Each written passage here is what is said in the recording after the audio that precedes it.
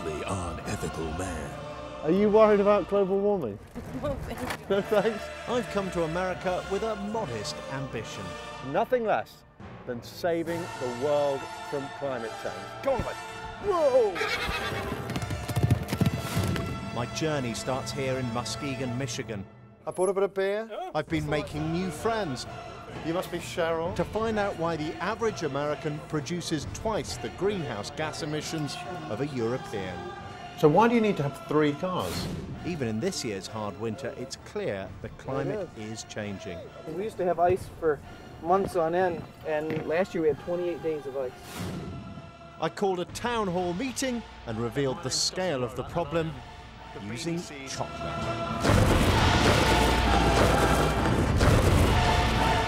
These represent the daily carbon emissions of each American. Now, President Obama says he wants emissions cut, 80% down by 2050. That's how much he wants you to cut. Can America meet the president's challenge?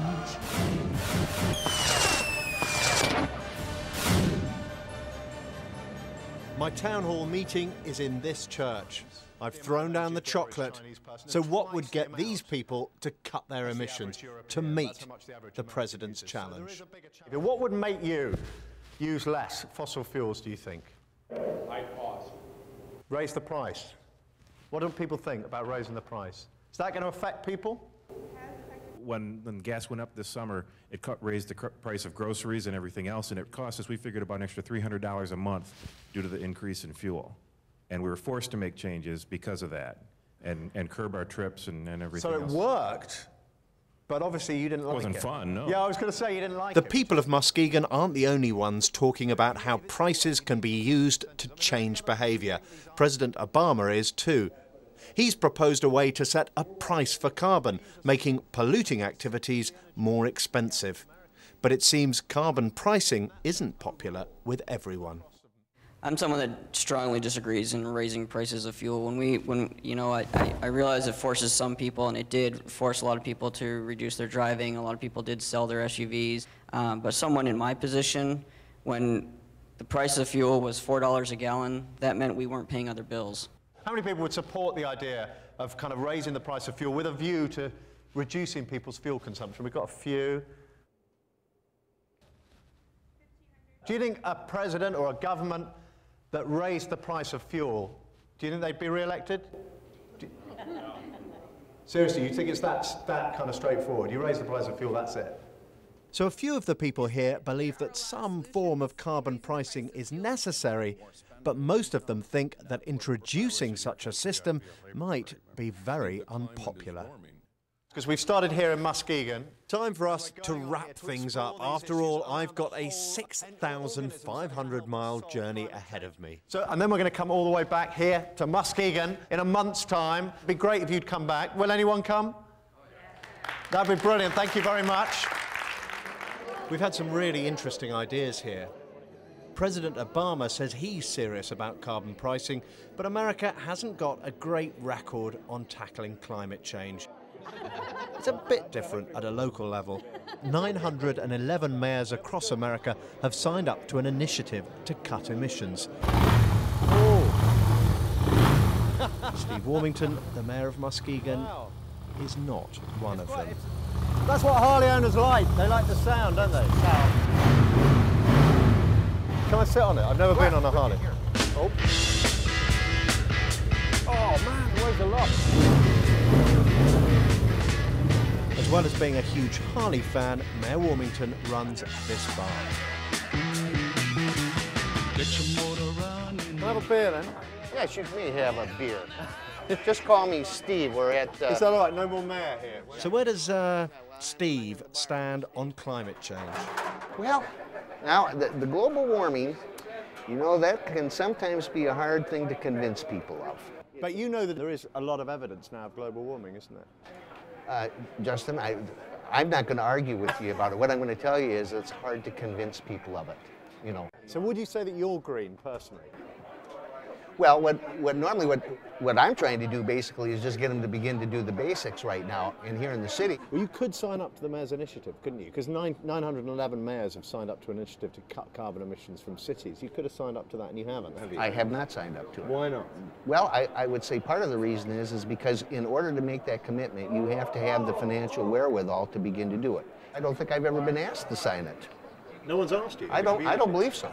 Okay, but Mayor certainly we'll Warmington, take a Mayor look. Warmington, I'm Are you asking going you to call? now, Are you why going to don't you call sign me? up? I'll sign up, Justin. You Are you will going to sign call? up? Sure, we'll sign up. Wow, I wasn't expecting that. But will he sign?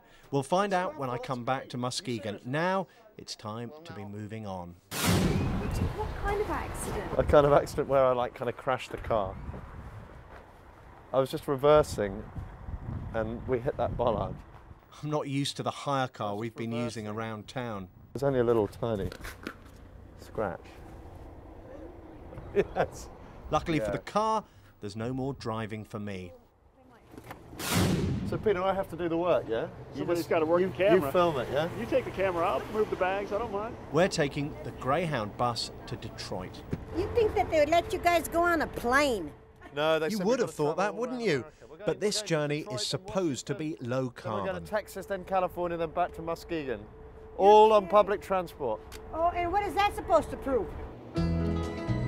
There it is. Whoa, back. There it is. Oh, thank you so much, Cheryl. We've had an absolutely fantastic time. Our friends Cheryl and Trevor have come to say goodbye. Thank you very much. Your cookies? His cookies or your cookies? Wow. Bye-bye. Bye, Justin. See you, Cheryl. Bye. Everybody's talking at me. I don't hear a word they're saying. Low carbon travel around America is a real challenge because the country is so, well, big. People stopping, staring. It's 4 hours from here to Detroit by bus, and this is our shortest journey of the entire trip. Only the shadows of their eyes. America seemed truly limitless to the first settlers. Indeed, the frontier, the boundary between wilderness and civilized country, was only officially dissolved 120 years ago. The sense that you can always move on, that if you run out of something, there'll be more just over the hill, is a key part of American psychology. It may explain why America has tended to be a little casual about using resources, and it may also explain its ongoing love affair with this.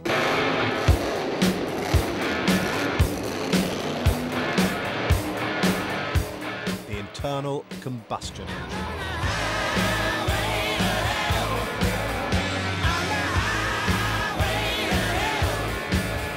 These trucks actually run on alcohol, but they are symbolic of America's affection for super-sized vehicles. And for decades, American car manufacturers have given the public what they demand.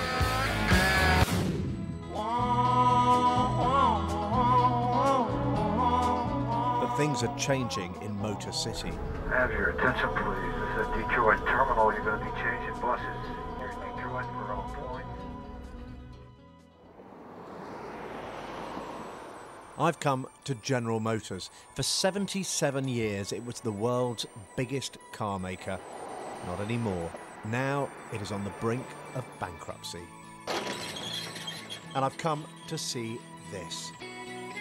GM's billion-dollar electric car, the Chevy Volt.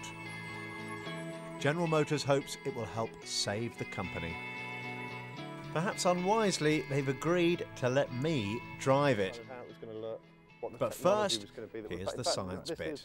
This is a clay representation. You make it out of clay? We don't make the actual car out of clay. No. We make the design model out of clay. Because Bob Boniface led the team that designed the Volt. It's just like the kind of clay that your kids would play with. Right. This is the finished product, so to speak. It looks like an ordinary family car, but it's powered by battery. This is the battery running right down the center. So, again, 4 seats, 4 full-size adults, a lot of functionality, storage in the console, cup holders. We love cup holders in the U.S. You know that. Here's the charge port, right? This is your charge coupler, and you just push this button. Go ahead and try it. So you just You plug it in and it takes between 3 and 8 hours to fully recharge. And then when you're done, I have this on remote, you take this off and there you go. People love that stuff. They do. It costs up to 80 cents, about 50 pence, to recharge, but the battery will only last for 40 miles. The beauty is when you run out of electricity, you don't simply coast to the side of the road and wait 3 to 4 hours to recharge. You have a small piston engine on board that will sustain the state of charge of the battery and let you go a few hundred more miles. A few hundred more miles. Yeah, But unlike a hybrid car, the petrol engine never actually turns the wheels. It generates electricity. It is the electric motor that always drives this car, and in that sense, this is a true electric car. The idea of the Volt is to be able to drive to burning no gasoline. General Motors believes the Volt is the beginning of a revolution in motoring. I don't think the internal combustion engine in petroleum is sustainable. With the Volt, we're now talking about electrically driven machines, energized by electricity, driven by electric motors, and controlled electronically and digitally. This is a new DNA for the automobile. It's literally the reinvention of the automobile. That's why it's so significant. Who'd have thought they'd hear a vice president of the world's second biggest car maker talking about the end of the internal combustion engine? It is a dramatic change. The American car is huge not only in numbers but in nature. Big in the body, big in the boot, big under the bonnet.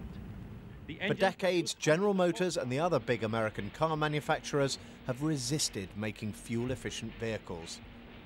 The American car eats up petrol at the rate of about a gallon for every 14 miles. That was 1964. Almost half a century on, and American cars do just 25 miles to the gallon. The government wants them to reach 35 miles a gallon in 2020. That means that in 11 years' time, American cars will only be as fuel efficient as Chinese vehicles are right now. The truth is, over the last 2-3 decades, the auto industry in America fought regulation to impose fuel standards, didn't you? You fought building more efficient cars.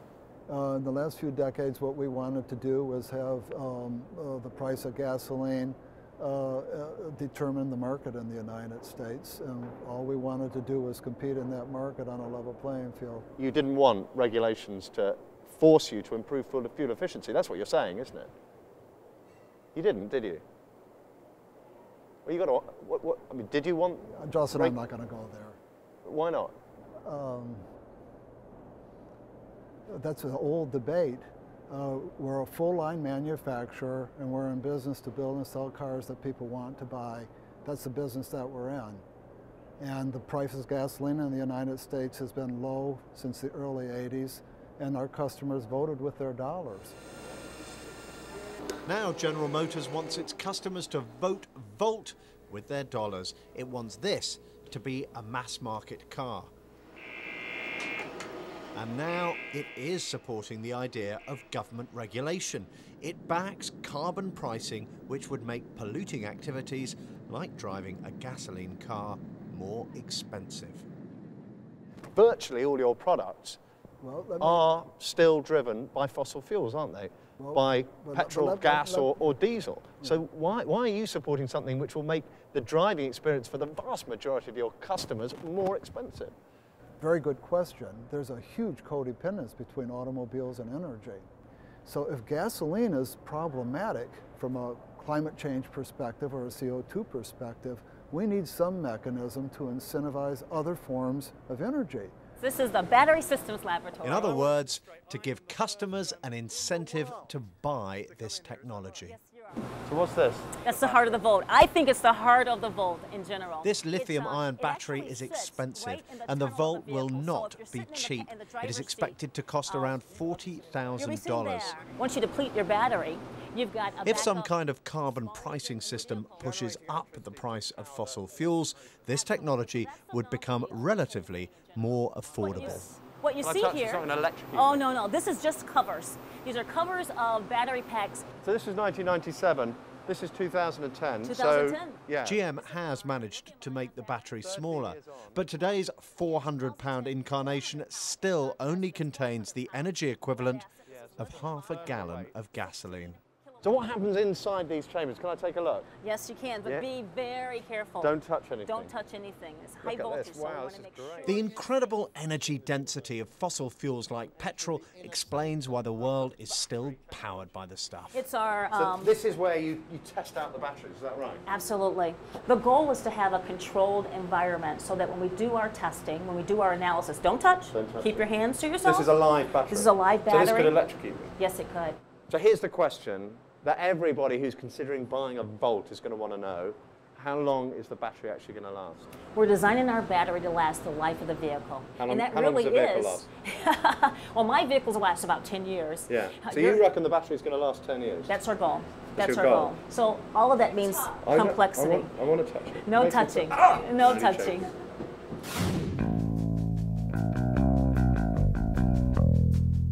Finally, it's time to test this baby out.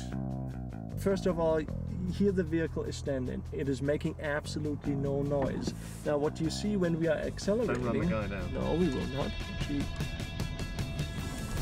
Wow, and there's quite acceleration there, isn't there? You have just sheer acceleration and it's completely quiet. This combination didn't exist in the world of conventional technology, and this is now feasible. You think this is a revolution, don't you? What makes it so interesting, Keep your hands on the wheel, Frank. Don't crash the first ever electric car. No, we won't crash it. By the way, we would crash it very quietly. Yeah, you'd still hear me scream. And now it's my turn. Now you want to go a bit faster? Yeah, let's. Whoa, that is quite a lot of acceleration, actually. That's a bit frightening, especially in the ice. Electric cars have a lot of torque, which means they accelerate quickly. Even though this has a relatively low-powered engine, just 150 horsepower, it is very exciting to drive. Sorry, Frank. Yes. And has a top speed of 100 miles an hour. No, it feels... this is a big car.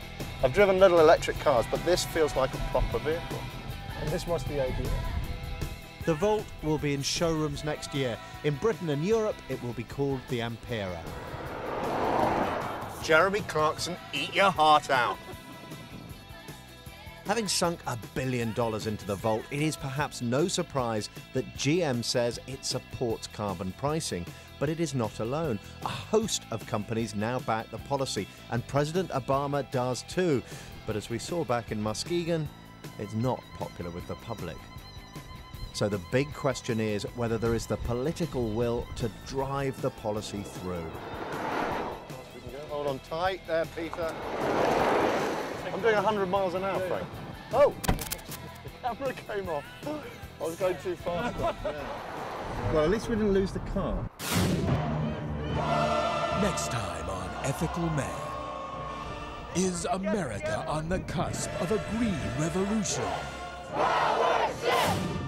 Will this save the world? Or is this the end of the road?